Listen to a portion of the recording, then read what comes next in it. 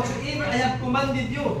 Katong gisugo sa Dios, buhaton tanan, di lang isalay buhaton. Kundi tanan kung unsa may gisugo sa Ginoo sa atong kinabuhi. And lo, I am with you always unto the end of the world.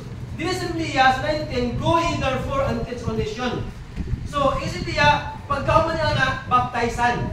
Isip yung nagpulong sa Ginoo, unsa may mabaptizan kung may maluwas. Unsa may inugang sa Dios sa simbahan kung walay maluwas. Kaya ingon man Ginoo nga, and the Lord shall add to the church daily such as should be saved. So, kitang tao, kitang mga anak sa Dios, gisugo ta sa Ginoo sa paglakaw. Amen? Di lang kutob sa paglakaw, kundi itudlo. Kaya na may uban nga pag-igo lang maglakaw, pero dili mo tudlo. Diba? Dili mo sulti, mahitungod sa Biblia nga atong nabatunan diha sa Ginoo. So, nato din sa magisunan kita maglangan tungod sa oras, pag-discuss about mission is a kingdom call to action. Mission is the kingdom call to action. So sa ato pag kita magisunan sa atong kinabuhi, wala pa ka na tao na anay sugo. Amen? Wala pa ka na tao. O even ikaw nakahibalo na ka, pero sometimes wala niya itong tamnihin mo. Sa atong itang obligasyon niya sa Ginoo. Na atong ipaabot na ko sa inyo ha. Nga na ang Diyos na ay katuyuan nga nung nataw. Dili aksidente nga nung nataw ka aning kalibutana. Dili tungod kay naghimi mong magpapa, munang nataw ka, dili na siya maong tumugtuyo. Ipagkataw ka aning kalibutana, tungod sa katuyuan sa Diyos atong kinabuhi, nga malipay siya sa atong kinabuhi. Amen? So, ang puno sa Ginoo. Si Adan gihimo sa Ginoo. O sa katuyuan, aron sa pagkaon ba sa mga gihimo sa Ginoo sa Garden of Eden? Dili na siya mao. Kung dili, si Adan gihimo sa Dios aron sa pagatiman sa Garden of Eden. So nasabi pa, kung gihimo man ta sa Dios, ipagkataman ta na ay atong atimanunon og naatay dapat buhaton sa ipabuhat sa Ginoo sa atong kinabuhi. So dapat di lang kutob ta maminaw, kung dili atong buhaton. Amen. Sa mission mga kaigsuonan duha, either mulakaw ka o muhatag ka. Dapat na atong duha, di lang tawag mulakaw ka, kundi muhatag po ka. Kaya muna siya ang atong trabaho. Amen. Muna siya atong trabaho as a Kristohanon. Pasalamat ka sa Ginoo nga gipahimo ka alam mo tanga, gitagaan na kaluwasan sa imong kalami mo. Kasiguruan na yung mga tao mga kaigsuonan nga nanglakaw, nagsamyaw, nagsekrepisyo, apil ang mga bata bitbit, pero why kasiguruan siya kalangit pa ito? Nasabta na ito. Salamat sa Ginoo nga kaigsuonan nga naatay kasiguruan. Unya, gitagaan nagtahas nga mo kana siya atong buhaton nato. Para abot sambi sa langit mga igsuonan, dili ta maulawan sa diha nga mohimo ka. Amen. Kung dili ka mohimo mga igsuonan, unsay imong ipaabot sa Ginoo? Makaingon ka ba ka, Lord, your mission accomplished. Diba? Lisod kaayo ka nga mo ba muadto ka sa gitong tao nga naghatag og tahas nga wala nimo nahimo ang iyong tahas. Makaulaw. Diba? Makaulaw. Nagitaga kag tahas nga niuli ka, unya wala nimo nahimo ang tahas. Unsa kay isulti sa tao nga naghatag og tahas nga wala nimo nahimo? Unsa kay isulti sa ato sa Ginoo nga moabot sa langit nga ang tahas nga gihatag sa tuwa wala nato nahimo. Salamat sa Ginoo gitagaan pataniyag kay gayunan. Nga nabuhi aning kalibutan nga ang sa unang gawa nato nahimo, pwede pa nimo nga himuon karon kay buhi pa ka. Amen. Amen. Pribilehiyo na mga kaigsuonan. I-grab na itong opportunity mga kaigsuonan nga atong buhaton samtang napatay din hawa. Mission is a kingdom call to action. Jesus authority is a supreme and his commission as to be his sent people. Mo kana may igsuonan, kita ang itagaan sa Ginoo taas, dili ang mga unbeliever, kundi kita mga anak sa Ginoo. We are called to go. Gitawag ta nga maglakaw. Make a disciples and teach others to obey God's command. Kita ang gitahasan sa Ginoo kay gayunan nga mutudlot ta sa uban nga wala pa kasiguruan. Wala man tingali sa ato diri nga naluwas nga wala ka nasulti. Diba? Naluwas ta tungod kay nasultian ta. So sa ato kay nasultian man ta, naluwas ta nakipalot ta nga langit pa to kanit tawo nga nagpakabana, naghatag concern kanato nga naglakaw aron sa magsulti mahitungod sa pulong sa Ginoo. Nagkuto para maghapon ka diha, wala na maghapon nga himuon, nga musulti mo kasauban, nagakanang tao na imong tagapagtagad, makabaton sa kaluwasan, sama sa imong gitaw na ibaluan sa kaluwasan. Tungkol kay tao nga naghatag kanimo pulong naghatag higayon sa imuha sa pag-adto sa imong panimalay nimo. Mga kaigsunan ng pulong sa Dios, magpakabanatan ng mga butana tungkol kay na siya ang mga atong dapat gisugot na sa Ginoo nga dapat ato kana siyang buhaton. The Christian mission is not optional. The Christian mission is not optional. Amen? But as an inherent call to action that is central to living God's kingdom. So dito maglangan may sunang tungod sa panahon, mission is the kingdom call to action. Number 1, the promise declared. The promise declared. Kung sa may kingdom pulong sa Ginoo, verse 20. Matthew chapter 28, verse number 20. Teaching them to observe all things, whatsoever I have commanded you, and lo, I am with you always, even unto the end of the world. Sa ato igsuonan, sa diha nga mohimot ta sa atong obligasyon, inang pulong sa Ginoo, ang promise sa Ginoo nga di kaniya biyaan. Bisag asa pa kamo adto sa daing dapit, wa adto kag bukid ug asa nga dapitan sila, dili kaniya kuyugan ka sa Ginoo. Amen. Ang nagkuyog sa imong gamhanan sa kanagamanan. Kung wala bisan kinsa nga makabuntog sa tao sa Dios nga nagkuyog kanato. Ang promise sa Ginoo nga ang mohimo kuyugan, ang dili mohimo dili kuyugan. Kung sa pagkuyog ka mga kanihimo, nasabtan nato. Muna nang punong sa Ginoo, ano I am with you. Sa diha nga mohimo ka. Ang saad sa Ginoo kuyugan kaniya, sa asa ka maadto, ilabi na sa pagsangyaw sa iyang ebanghelyo.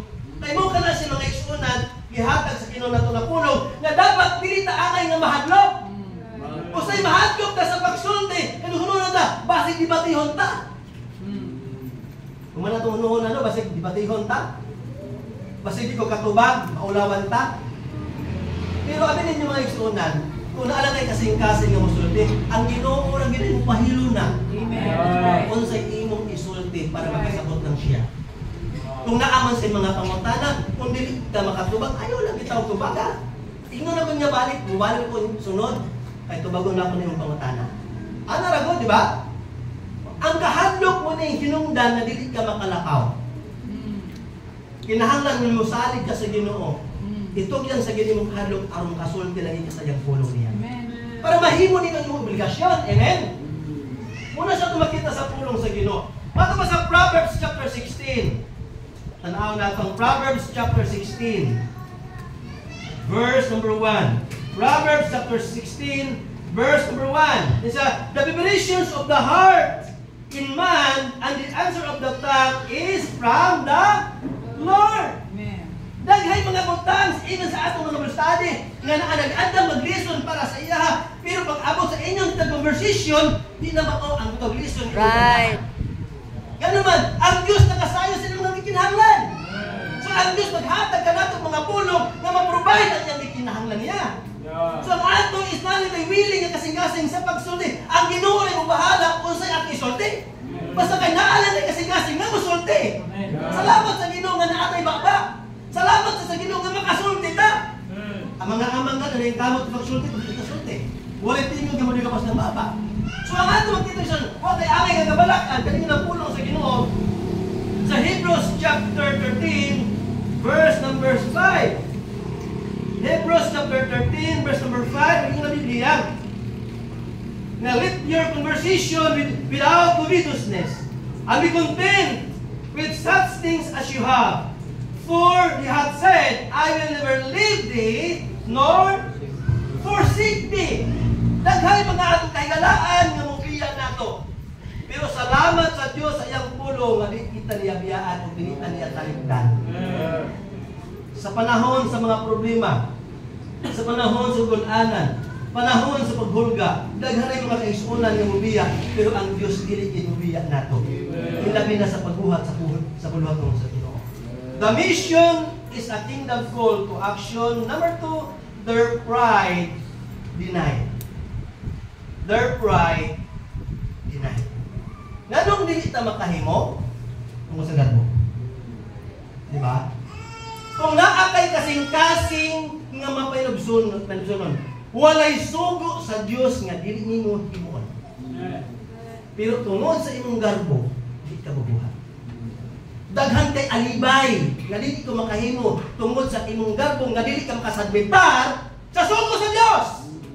Naingon niya, submit yourselves therefore to God. Resist the devil. Kay sometimes ang yawa, sige ka nung dulog-dulog sa itong hununa, nga dili ka pahimuon, kay di gusto yawa, nga muhimog ka sa obligasyon nimo, diha sa Ginoo.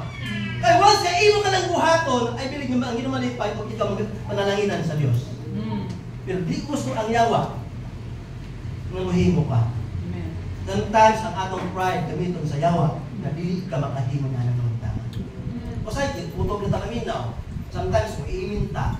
Pero after sa amen, after sa paggawas, di na rin na makahimo. Kasi puto na kaaling, hindi na kami pinasadasig ka. Pero pagkaugma, wala na kaladasig. Di na kami hinana. Nga naman, because of your pride. Nasabta na to. Kung humble ka, susunod ko, walay sugo sa Diyos nga dili mo mahimo. Kaya nga naman, master siya, servanta. Kaya tungod, servanta, mo paumusta, umutumanta sa atong master. Huwag ka na itong ikinahangan sa tumakita. Isa din niya. Sa pulong sa Diyos, in the book of 2 Chronicles chapter 32. 2 Chronicles chapter 32. Okay pa ba diha? Amen. Gamay na lang, tagamay na lang. 2 Chronicles chapter 32. Ang Tagalog pagtagad, ipulong mo sa Ginoo. Okay, 2 Chronicles 32:26. 26 is niya. Not with understanding, Hezekiah humbled himself for the pride of his heart. Both he and his inheritance of the Jerusalem, so that the wrath of the Lord came not upon them in the days of Hezekiah. Sometimes ato makita ni ang Diyos, wala ito na ibaluan nga ang Diyos grabe nakasuko sa atong pagka-disobedience. Tungod sa atong garbo nga dili kita magpatuo. Sometimes walihan ta sa pulong sa Ginoo masukok pagita. Nahimo naming kalaban sa mga himro. Ganong kalabanon namin ninyo nga igot ni sa hero naman ni. Gigamit ra mi sa Ginoo aron sa pagdasig nimo diha sa Ginoo. Kay gusto namo nga ikaw musunod ka aron iblis ang imong kinabuhi sa Dios. Di lang ikaw apil ang imong pamilya. Una siya atong kasing-kasing og subok kaayo nga kami nahimong daotan sa mga tao garboso. Pero ang tao gitawag painudsanon nga isunan mo dawat sa challenge o muhimo sumala sa iya nadunggan sa pulong sa Dios. Amen. Kanang tao mga isunan usa ka na tao nga mga hambol. Pero ang mga tao hambugiro ay masuko na. Di ba? Labi na may lapta ng iyang gitawag nga ginahimo nga dili maayo. Masuko na. Gusto sa mga tao hambugiro nga sila'y magbuot sa Dios sa ilang kinabuhi nila. Tama? Mga hambugiro ba? Gusto nga ang Diyos, gusto sila nga magbuot sa Diyos. Lali man lang, musimba ko buntag ra. Buntag na ba ang Ginoo sa Ginoo? Di ba? Hapon man hapon. Sila ang magbuot ay balik ko nili, ay balik. Pero ang taong hambol, sundon din niya kung sa ipabuhat sa Ginoo. Kung ang sandi niya sa Diyos, ihatag niya yung panahon para sa Diyos. Sabta na to. Kung humble ka nga tao, kung ingon ang pastor ka ba mag-visitation ta, magwalit ta, musunod din na siya. Ano man taong humble na siya? Pero ang tao musupak, na siya. Iya ginasayawa nga gitawag nga kinaya. Sabta na to. Di ba ang kinayahan sa yawa, sinupakot ng yun. Amen. Diba, maraglaan mo yung dalawa sa ako. Tinuwan na, di ba? Sumuka na siya, ang taong humble, musunod na sa Ginoo, hindi nang supak. Kung walay kasing-kasing, walay anak sa Diyos, kaya ang anak sa Ginoo, gituring, isusama na siya sa karnero. Ang karnero, dili na siya gitawag musungag sa iyang amo. Kasabta na to. Ang karnero, musunod na ginagpun sa ipabukat sa iyang itang Tagalog. Kasabta na to. Sumuka na natin makita yung sunan. Their pride denied. So sa ato pa, sa imong kaugalingon mga kaisunan, dapat ang ayon sa apulong sa Ginoo nga dapat ang atong garbo ato na sentang atong ikman ba? Alyara ka. di ka magpasulabi sa akong gitawag kinabuhi. Matubas sa Luke chapter 9, Luke chapter 9 verse 23. Luke chapter 9:23. Ngayon ang punong sa Ginoo, Luke 9:23. Ngayon ang Biblia, and he said to them all, if any man will come after me, let him deny himself and take up his cross daily and follow me. Ngayon ang Biblia, sa bisan kinsa, if any man will come after me, let him deny himself. Nasabta na to. Munang ang usa ka Kristohanon dili makahimo sa iyang obligasyon tungod ang iyang yunahuna iya lang kaugalingon. Wala siya nagunahuna sa iyang obligasyon sa Dios sa kinabuhi nato. Muna ato itagang pagtagad mga igsunan. Muna tagaan nato pagtagad dili nato hunahuna nato ang atong kaugalingon. Di yan pwede nga dito maguna nato kaugalingon no. Paganoon naman kita sa kaugalingon, mailista, maligo ta, magtatrabaho ta, mga kaunta, pero ayaw kalimti ng igsunan ang atong obligasyon sa Dios. Right. Amen. Paganoon naman ta kay makaon ng kita, pero ayaw kalimti. Lalo man sige sa semana, wa kay buhaton, digit ka magunahuna para sa Dios. Problema na atong gunahuna kanunay. Gunahuna ta sa untang madako ta, kaunta o kitang maharuhay ta. Kunya kan temporary na ba yan ang mga utana? Amen? Temporary na mga kaigsunan. Ang atong obligasyon sa Ginoo eternal ka na. Kung ingon ang Biblia na ang imong paghimo para sa Ginoo, dili ko na siya makawang. Your labor is not in vain in the Lord. Amen. Ganong mag-ianak man ta? Ano man ang mga utana? Sumunod natin makita ni Sunan. Their pride denied. Parang makahimo ta sa atong obligasyon sa mga katong tahas nga iyang gihatag sa Dios sa atong kinabuhi. Dito maglangan tungod sa oras. Number 3, let us not be lazy in God's call for mission. Let us not be lazy in God's call for mission. So atong pa mga igsunan, atong ginasayon, dili dapat tinapulan sa panawagan sa Dios sa atong pag-atong puluhaton. Amen. Dili dapat tinapulan. O say tapulan na kita kaayo. Yeah. Para sa Panginoong nga mabahin, pirti na itong tapulana, pero para sa atong itawag na kagalingon nato, pirti bugihana. Yeah. Nasabta nato. Para sa atong kagustuhan, nga moadto ta sa kaasa ta, abtik ta kayo, pero ingon nga pastor, mag-visit ta, musangyaw ta. Pirti mga magaya halos ko amen. Preach. Diba? Lugay kong mata. Mura kung ang gusto sa maghimo sa bulakon sa Ginoo. Pero para sa kagalingon, ibig sa itong pagtrabaho, di gusto maliit. Pero sa simbahan, piting kalit. Diba? Sa eskwelahan, di gusto maliit. Bitag siya may gitugyana sa itong yapi, sa itong pultahan, sa itong eskwelahan. Kaya naman, wak pa yung piting. On time. Pero sa simbahan, dugay kayo gitawag mong tunga. Ngano man ning ana ang atong kasing-kasing na kung para sa Ginoo piti man atong tapulana. Tapulan kayo ta mubasa sa pulong sa Dios. Tapulan kayo ta nga maampo sa Ginoo. Muna nga gamay na nga mga pagsulay lang to tumbling na nanayon ka. Di na ta makapangalagad sa Dios. Kaya naman luya kayo ta kay wa kay minus kay tagkaon sa pulong sa Dios. Correct. Wala tay ampo-ampo sa ano to pagligo sa atong galingon kung dili ta magpapulis sa gamhanan nga makahatag atong kusog sa pagpadayon sa pangalagad sa Dios. Amen. Unang minus kayo ta mission luya kayo ta na tapulan kayo ta ng mga butanga. Sa to pa dili dapat ta magpaluyo-luya. Dapat dili ta kita magtinapulan para sa Dios. Amen. Amen. Paghatag ng tagunahuna so dapat dili ko mag-anak sa Ginoo kay ang Ginoo faithful man kanato. Amen. Faithful ba ang Diyos nato? Amen. Ano magtinapulan man ta sa Dios? Naghantay mga istorya nga ang Ginoo grabe kita faithful ang Ginoo nato sa kinabuhi. Pero karon unsa man, ang tapulan mo ta para sa Ginoo? Di ba? Dapat dito magtinapulan. ang makahatag ka na ito pag tinapulan, no? Anong taong tapulan, no? Bungol-bungol na ba na? Kapag tayo mga na, yung mga bata, baka ng tapulan. So, goon, magpalingog-lingog na kita. Ay, dahil na sa mga gadget na ito, karon? Ay, pertain mo naman hatag ka bang pagkatapulan. Ang ato makita may isuna.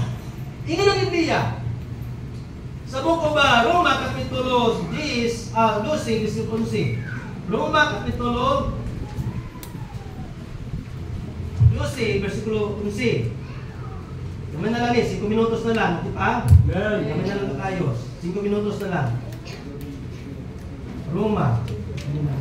Roma na lang. Roma Kapitulo 12, versículo 11. Tingnan siya, not slothful in business, fervent in prayer, serving the Lord. Amen? Dili na dapat magtinapulan. Kaya nagingon pa ang Biblia, ang dili po trabaho, dili angay pakaunon. Diba? Ang bata kita ako, prinsipyo na ito, pag dili ka muliho, di ka na pakaunon. Eh kung pakaunon ta ka, itudluan ta ka sa pagtinapulan. Kung akong kagalingon, bisag discourage ka, ayun ko, bisag itawag na ako, itawag ipamati sa lawas, basta kay kaya pa, muliho ko karong pakaunon ko sa Diyos. Eh walang nang Diyos. So Lord, kung dili ko muliho kani, kung di ko pakaunon sa Ginoo, maluoy ko sa mong pamilya, malit kakaon. Manang naning kamot yung pamilya ko. Kaya naman, kung siya, kung dili muliho, di ba kaunon? Munang samyaw yun. Talag sa lagi kayo kung maka-apply sa mission confidence. Kung asa-asa kitawag ng mga kasimbahan ng mga okasyon, nga naman nag-focus ko sa pagbuhat sa buluhaton sa Ginoo. Amen. Kaya aron makaunon ko sa Diyos. Amen. Sabta na ito. So muna natin makita sa Biblia. Ilang puno sa Ginoo? In Psalms chapter 40 verse 8. Psalms chapter 40 verse number 8. Sige naman tayo istorya kanina, wala na versikulo, no? Psalms 40 verse number 8. Tingnan siya, I delight to do thy will, O Lord, O my God, ye thy law is within my heart. I delight to do thy will. Kanang malipayon ta sa paghimo sa kabuton sa Ginoo. Amen. Dili ka ay minugot-mugot. Amen. Lisod ka ayong magbuhat ka nga minugot. O kana siya dili pagadawaton sa Ginoo atong gitawag pagbuhat tungod kay ikaw kontra gusto ang imong pagbuhat. Ang gusto sa Ginoo kanang malipayon nga pagbuhat. Amen. Kay kung malipayon ka sa pagbuhat sa kabuton sa Ginoo nga iskunan, daghang kay mabuhat para niya. Kung kontra gusto gali ka magbuhat, wa kay mahimo para niya. Nilakaw tuod ka pero wa kay nasangyawan. Kontra gusto man. Abot lang ka sa unahan. Pagkatapos, una-una, ay wala pa. Lingkod na dito dahil. Oy, alas kong sina, ako rin na ta. Diba? Huwag nahimo. Kaya ang atong gitawag nga gihuna, ang tawra para malipay siya. Pero na gihuna sa Ginoo nga nagsulod nato. Manang kontra gusto ang atong mahimo. So mga igsunan dapat malipayon ta. Amen? Malipayon ta. Kaya gusto sa Ginoo nga malipay ka sa paghimo sa iyang mga ipahimo niya sa atong gitawag kinabuhi. Balas na lang. Okay ba? Balas na lang ta. Ini. Mission is the kingdom call to action. Number 4, don't delay obeying God's call for mission. Don't delay obeying God's call for mission. Dili ta maglangan-langan. Amen? May tingog. Amen. No, dili ta maglangan-langan. Kayo sa ilanganan na mata kayo. Amen? Kung sahit ta, makikita nga, ay sunod, kaling word ka, sunod ba? Sunod ba? Ugma na. Sunod na kay busy pa. Sunod na kay ngani ka pa kayo, napang ibalakaw. Mga kaisunan, ninyo na Biblia, nga dili ka makapasigalbo sa itong ugma. Buhaton na ito, karon samtang napatay kinabuhi. Kay ugma, wala ta kay balo ugma, buhi pa ba ito, patay na ta. Kay kung minig ugma na, unya karon na ka, ikaw sa Ginoo, wala na. Amen? Muna yung pulong sa inyo na dapat dili ta maglangan-langan. Na yung mga tao, even sa akong experience, sa akong itawag na pagkapastor, kahimo, ngayon dahil sa amin ng pastor noon, kung lingkod pa kong lawas ay, mukuyog ibig mo sa taas na kaya mo sa kanya. Pero bas kong pawagin ko, kabatian ng mga pulunga. Amen. Diba? Sa asa ka kasamusan niya, mukuyog ko. Pero sa dihan, ang gitawag ng mga di na makalakaw, alisir pa. Nga mga ndoy, nga muhimo, nga di na mahimo. Nasabta na ito. May ginagpulong sa Ginoo mga kaigsuonan. Dili sa book of 1 Corinthians chapter 6 verse 20. Tao na itong pulong sa Ginoo. Nasabta na ito ni siya. Gaman na lang ko. 2 minutos na lang yun. Sinsya na lang yun. 2 minutos na lang. Pastor, okay ba, Pastor? 2 minutos na lang? Okay pa. So, 1 Corinthians chapter 6 verse 20. Siya, for ye are bought with a price. Therefore, glorify God in your body and your spirit which are God's. Amen? Gipalit na ta sa Ginoo. Himayaon nato ang Diyos pinaagi sa atong lawas. Di man pwede nga ang atong lawas ibilit ang atong espiritu mulakaw. Right. Amen? Yeah. So karon, ang imong hunahuna, muuyon bang imong lawas? Nasabtan na to. Ang imong hunahuna, musangyaw ko, mukuyog pa ni kibastog pa. Nasabtan na to. So tato ba kay ang imong lawas mukuyog man, nahimaya ang Dios sa imong lawas ug espiritu nga mao ang Dios. Kung mahimo ka na magsunan, himuon nato karon samtang basog bata. Amen. Samtang naabot na ginhawa, himuon nato na igsuonan. Dapat dili ta gitawag maglungan-lungan. Tungod kay daghay mga tao nga nagkinahanglan sa kaluwasan sa kalag. In Psalms chapter 119 verse 60, doon na lang ka bersikulo. Psalms 119 verse 60. Ato na siyang Tagalog pagtagad. Psalms 119 verse 60. Nagingon ang Biblia, I did haste and delayed not to keep thy commandments. I made haste and delayed not. Amen? Ayaw paglangangan, ayaw pag-ugma-ugma, na ugma pagkabuhimo. Karon himuon nato samtang bastog pata. Amen? Himuon nato, I made haste and not delayed. Kay duwa ta kahibalo ugma buhi pata. The last verse in the book of Luke chapter 19 verse 5. Luke chapter 19 verse number 5. And when Jesus came to the place, he looked up and saw him, and he said unto him, Zacchaeus, make haste and come down, for today I must abide at thy house. Amen. So ato makita na igsunan, tingali si Zacchaeus naglisod sa saka. Kay mubo lagi siya na tao. Pero wala i-consider sa Diyos ang iyang pagkamubo. Nag-ingon ang Ginoo, Zacchaeus, pagdalit og naog. Wa ko kabalo, doon sa pagdalit pagnaog. Kay dalit na ba ang pagsaka? Ang pagnaog lisod ko sa batong tao. Di ba? Kung niambak to siya, namubo ang tao, balay sa on. Pero ang Ginoo di siya gusto nga maglangan-langan ta. Amen. Kita ra lagi langan-langanan na igsunan. So ato makita igsunan. Usahay sa ato no.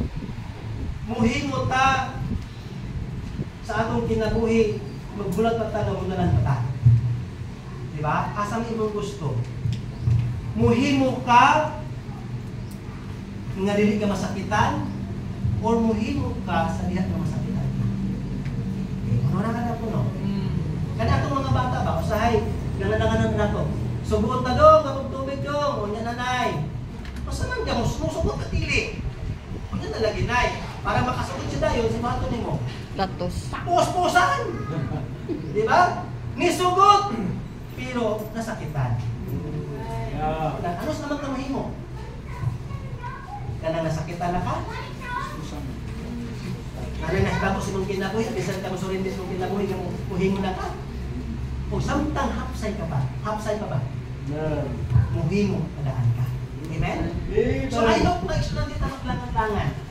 Di mo ko na ito karon. Nasayod ka lang ang ginuhapit na gito. Sa mga panghitabo nato sa kalibutan, lino, gira, makakagutom, mao ka na siya ang timailhan ang ginuhapit na siya balik. Kunya, kumubalik siya kung wala pa kayo mahimo. Wala na yung hampa. Amen? Di mo ko na ito karon samtang buhay pa ka. I hope na namin nakatulang sa punong sa Pinoy. Tama ang nalangit noon.